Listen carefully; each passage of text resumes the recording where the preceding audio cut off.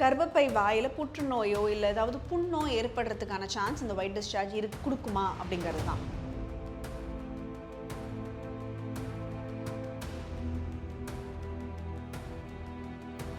இன்டர்கோர்ஸுக்கு அப்புறமா ப்ளீடிங் மாதிரி சேர்ந்து ஒயிட் டிஸ்சார்ஜும் சேர்ந்து வரது, இந்த மாதிரிலாம் இருந்ததுன்னா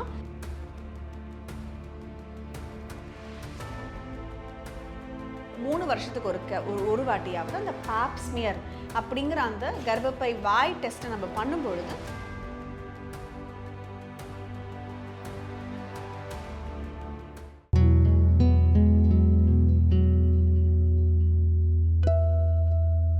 வணக்கம், நான் டாக்டர் மீனாட்சி பாலசுப்ரமணியன், மகப்பேறு மருத்துவர் from Kriya women's clinic Adyar. White discharge, அதாவது இந்த வெள்ளைப்படுறதுங்கிறது ரொம்ப காமனாக எல்லாருக்குமே இருக்கிற ஒரு பிரச்சனையாக இருக்குது. அது மட்டும் இல்லாமல் நிறைய பேர் இந்த வெள்ளைப்படுறதுனாலே நம்மளுக்கு ஒரு கேன்சர் வருமா அப்படிங்கிற மாதிரி பயந்துக்கிறதும் ரொம்ப காமனாக நம்ம பார்க்குறோம்.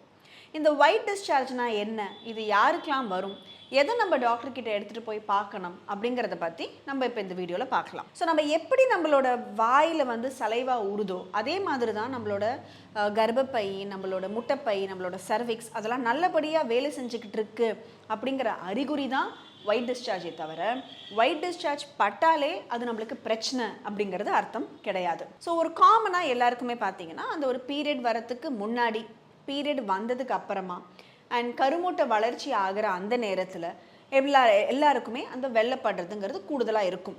இது நீங்கள் இப்போ பார்த்தீங்கனாலே அது ஃபுல் மந்த்துக்கே ஆயிடுச்சு கிட்டத்தட்ட. So most of the times அந்த ஒரு ஒயிட் டிஸ்சார்ஜுங்கிறது ஒரு சளி மாதிரியோ இல்லை ஒரு எக் ஒயிட் மாதிரியோ அந்த மாதிரி இருக்கிற அந்த ஒயிட் டிஸ்சார்ஜுங்கிறது ரொம்ப ரொம்ப காமனாக பார்க்குறது. அதை பற்றி நம்ம பயப்படுறதுக்கு ஒன்றுமே கிடையாது. அப்போது என்ன மாதிரி ஒயிட் டிஸ்சார்ஜ் இருந்துச்சுன்னா நீங்கள் டாக்டர்கிட்ட போகணும் அப்படின்னா, திரியாக தயிர் மாதிரி கட்டி கட்டியாக வர்றது, இல்லைனா ஒரு நுரையோட ஃப்ராதியாக இருக்கிறது, ஒரு ஃபவுல் ஸ்மெல்லிங்காக இருக்கிறது, இல்லை க்ரீன் கலரில் இருக்கிறது, இல்லைனா அந்த ஒரு ரெட்டு கலரில் சில சமயம் ரத்தம் சேர்ந்து இருக்கிற மாதிரி வருது, இல்லைனா ரொம்ப காமனாக அந்த இன்டர்கோர்ஸுக்கு அப்புறமா ப்ளீடிங் மாதிரி சேர்ந்து ஒயிட் டிஸ்சார்ஜும் சேர்ந்து வருது, இந்த மாதிரிலாம் இருந்ததுன்னா அவசியமாக நீங்கள் உங்கள் டாக்டர்கிட்ட போனீங்கன்னா அவங்க உங்களுக்கு சர்விக்ஸில் எதுவும் இஷ்யூஸ் இருக்கா, இல்லை எதனால இன்ஃபெக்ஷன் மாதிரி ஏதாவது இருக்கா இதுக்கு அப்படிங்கிற மாதிரி பார்த்து உங்களுக்கு அதுக்கு ஏற்ற மாதிரியான ட்ரீட்மெண்ட் கொடுப்பாங்க.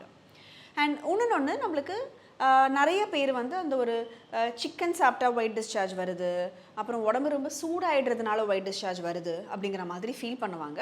அது பெரிய கனெக்ஷன் இல்லைனாலும் நம்மளுக்கு அந்த ஒரு ஹைட்ரேஷன் அப்படிங்கிறது ரொம்ப ரொம்ப முக்கியம்.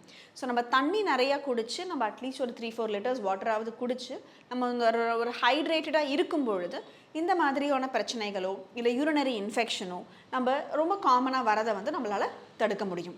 அண்ட் எல்லாருமே பயப்படுறது நம்மளுக்கு அந்த ஒரு கர்ப்பப்பை வாயில் புற்றுநோயோ இல்லை ஏதாவது புண்ணோ ஏற்படுறதுக்கான சான்ஸ் இந்த ஒயிட் டிஸ்சார்ஜ் கொடுக்குமா அப்படிங்கிறது தான். அப்படி இருக்கும் பொழுது நம்ம ஒரு 30-35 வயசுக்கு மேலே இருக்கிறவங்க அட்லீஸ்ட் ஒரு 3 வருஷத்துக்கு ஒரு வாட்டியாவது அந்த பாப் ஸ்மியர் அப்படிங்கிற அந்த கர்ப்பப்பை வாய் டெஸ்ட்டை நம்ம பண்ணும் பொழுது நம்மளுக்கு அது என்ன மாதிரி இருக்குது அப்படிங்கிறது நம்மளுக்கு தெரிஞ்சிடும். ஸோ எல்லா வெள்ளைப்படுறதுக்குமே நம்ம பயப்படாமல் இந்த மாதிரி நான் சொன்ன அந்த மாதிரி சிம்டம்ஸ் ஏதாவது இருந்தால் மட்டும் நீங்கள் உங்கள் டாக்டர் போய் பார்த்தீங்கன்னா போதுமே தவிர வெள்ளைப்படுறதுனாலே கேன்சர் தான், நம்மளுக்கு பயம்தான் அப்படிங்கிற அர்த்தம் கிடையாது. நிறைய பேர் இந்த வெள்ளைப்படுறதுனால ரொம்ப அதிக இன்ஃபெக்ஷன் இருக்குது அப்படின்ற மாதிரி நினச்சிக்கிட்டு அதனால குழந்தை பிறக்காமல் இன்ஃபர்டிலிட்டி மாதிரி சஃபர் பண்ணுற மாதிரியும் சில பேரெல்லாம் யோசிக்கிறாங்க.